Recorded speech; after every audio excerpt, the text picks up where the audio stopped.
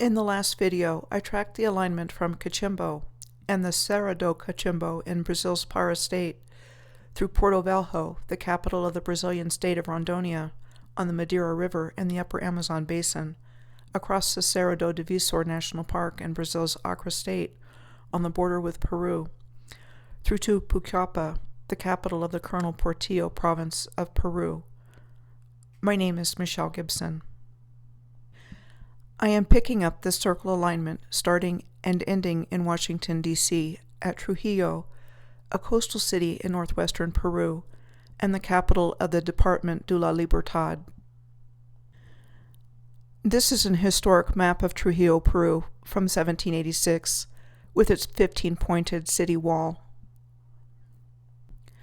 For comparison, this is Lucca, Italy in the present day, known for its well-preserved and what are called Renaissance walls. Lucca is also described as a star city by modern researchers of star forts. This is a view of Trujillo from Google Earth, with an oval shape in the center that looks like the historic map of Trujillo. There is one intact point of the original 15 remaining that I found when I looked at a close-up of the oval in the city's center. Here is a street view of the wall of the intact point. Note the size of it compared to the people next to it. And here it is from another side. It has definitely seen better days, but at least it is still standing. About 9 miles or 14 kilometers northwest of Trujillo is the fishing village of Huanchaco, known for its reed boats, called Caballitos de Tortura, said to have been first made by the Moche people 2,500 years ago. Still in Peru, Lake Titicaca is known as well for not only its reed boats of similar design, but also for its communities of people living on reed islands, where even more elaborate boats are made from reeds. Reed boats of similar design are also found in Africa, from Egypt in ancient times to the Blue Nile in Ethiopia in the present day, as well as Lake Chad in the country of Chad. At one time, the small fishing village of Huanchaco of the reed boats was the port city for Chan Chan, believed to be the largest city of the pre-Columbian era in South America.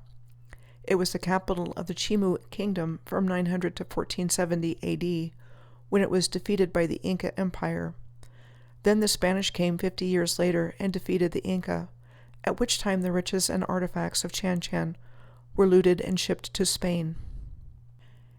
In the last 30 years, Chan Chan has become one of the most restored sites in South America. The Palacio Chudi, shown here, is the most restored. Chan Chan is considered to be the largest mud brick, also known as adobe, city in the world, on the left. It is interesting to note that there are many other places with similar mud brick architecture, like Jene and Mali on the right. Jene's masons use a technique called jenafere, using cylindrical instead of rectangular bricks as building materials. Timbuktu, also in Mali, is known for its mud brick architecture.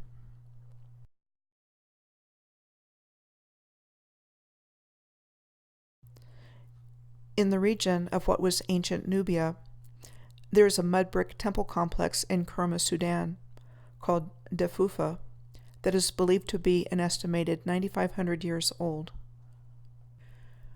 The Bomb Citadel near Kerman, Iran, is considered to be the world's largest mud brick building. This is the mud brick Ichan Kala, the inner walled town of Khiva in Uzbekistan. And lastly, these are the mud brick tombs of Astana in Turpan, China, in the Uyghur Autonomous Region.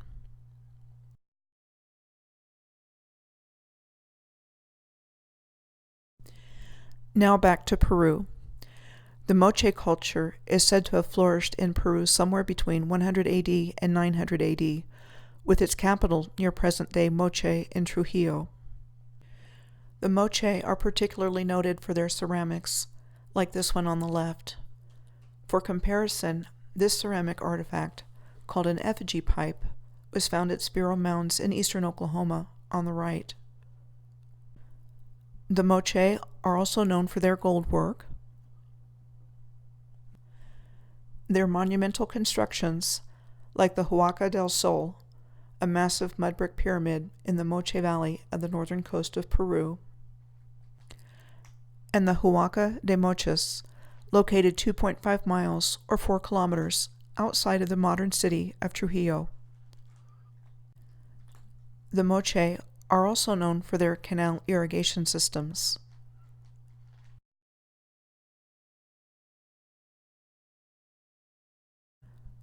Before I leave Peru, I would like to backtrack to a place that is not directly on the alignment, but is situated north of it between Pucallpa and Trujillo.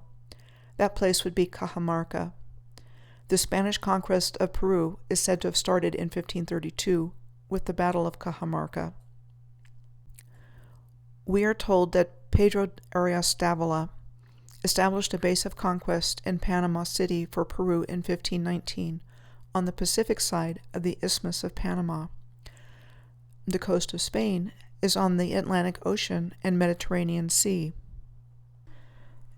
It is quite a distance from Panama City to Cajamarca by land or sea. It sits at 8,900 feet in elevation, or 2,750 meters. That's way up there, about 1.7 miles, or 2.75 kilometers in elevation.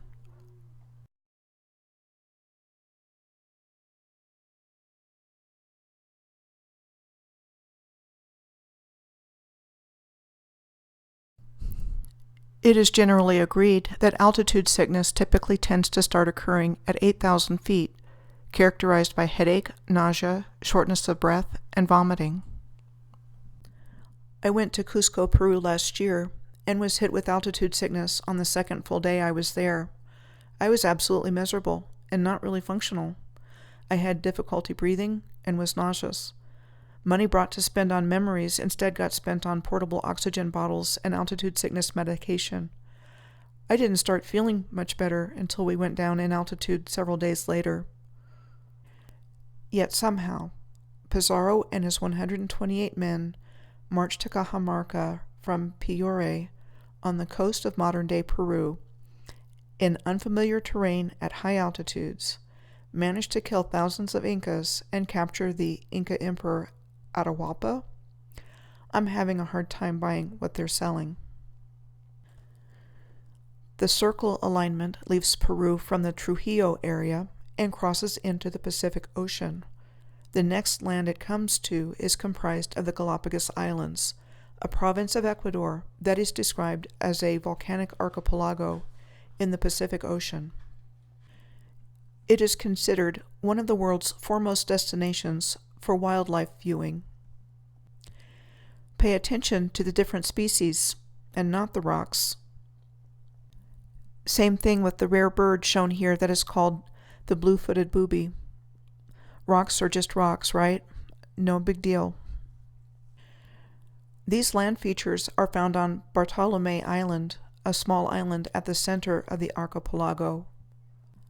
I have seen the same land features in other places. First, the double shoreline is seen at World's End near Hingham, Massachusetts, on the top left.